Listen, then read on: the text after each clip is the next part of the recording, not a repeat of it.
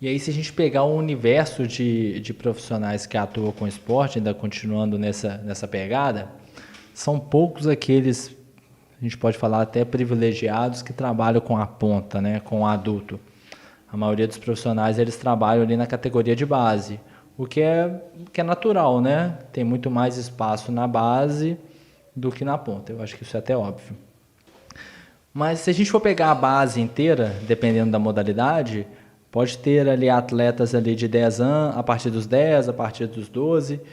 E você acredita, você que como cientista do esporte, é muito a sua realidade isso, as avaliações que você faz com os atletas da base, eles devem ser o mesmo com os atletas ali do adulto, da ponta?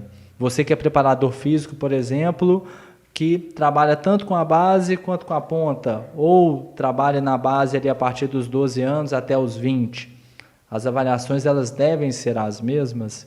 Ou como trilhar as avaliações diferentes, né? Dependendo da faixa etária, eu não sei o que você pensa. Na verdade eu sei, né? Só para a gente criar um suspense. Como que isso deve ser colocado dentro do planejamento ali a longo prazo, né? Como são essas avaliações? Excelente, Marcelo, excelente. Olha para essa caneta aqui, galera. O que é o treinamento?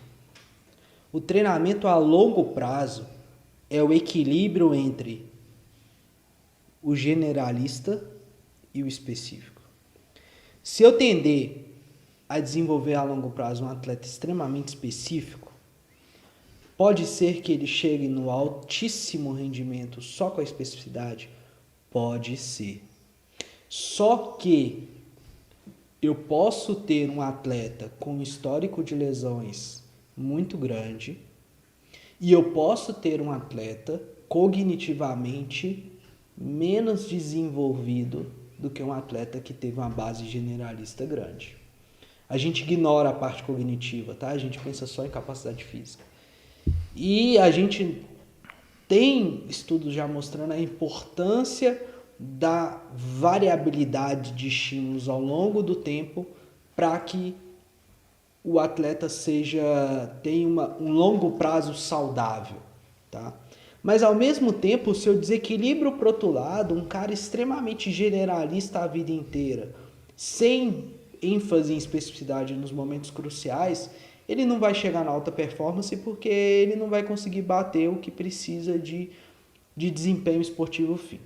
Então percebam que eu preciso de um equilíbrio, generalismo e especificidade, tá? A questão é que na base eu tendo a priorizar o generalista. À medida que eu vou subindo para a ponta, essa balança começa a priorizar o específico. É natural, faz parte do esporte, faz parte da realidade. Aqui a gente vai vir para um exemplo mais do esporte, tá? Se existem diferenças de prioridade, faz sentido um cara que tem prioridade geral eu me preocupar somente com a avaliação específica? Não faz sentido. Assim como na ponta, se existe diferença onde eu tenho prioridade específica, faz sentido eu ter um pacote de teste extremamente generalista que não se preocupa com o que é específico do esporte? Também não faz sentido. Então eu preciso entender que as avaliações da base são realidades completamente diferentes de um atleta de ponta. Porque a longo prazo, a forma de se enxergar o desenvolvimento desse atleta é completamente diferente. Então, o que eu me preocupo com a avaliação de um atleta de base?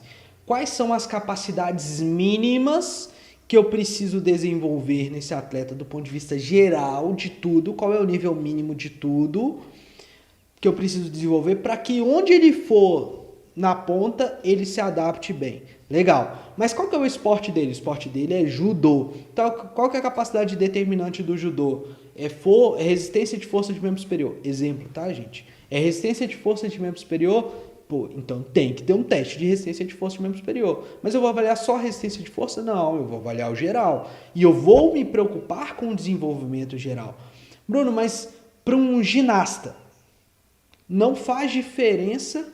Acho que eu até roubei o exemplo da frente, hein? Marcelo queria falar de ginástica, acho que até roubei o exemplo da frente. Eu vou mudar. Veio na cabeça aqui. Um ginasta faz força na argola lá, ele precisa de força. e eu vou avaliar limiar anaeróbio dele, na base talvez seja importante você ter desenvolvimentos aeróbios mais gerais, né, com outros estímulos, e verificar se isso está dando efeito, se está surtindo efeito ou não. Eu vou me preocupar só com força?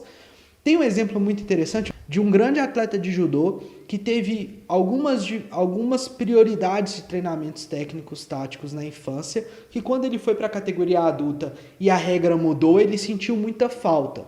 E aí foram identificados nele vários desequilíbrios de força entre membros, devido a essa prioridade de treino técnico-tático na infância, desequilíbrio de força entre membros, algumas dificuldades de agilidade, de transferência de força para um lado não dominante. Agora imagina se isso tivesse sido acompanhado ao longo de toda a carreira dele e fosse minimizado ao longo da carreira. Será que esse cara lá na categoria adulto não teria uma resposta mais positiva? Porque uma vez o atleta estando no nível de mundial e olímpico, você não pode mexer tanto assim, você não pode mudar tanto, você precisa ir muito no arroz com feijão ali para fazer o cara girar bem dentro das competições internacionais. Então, eu acho que, voltando à pergunta, é o seguinte: na natação você não vai definir um velocista aos 10 anos de idade. Então, você não precisa se preocupar de você ter só um teste de velocidade.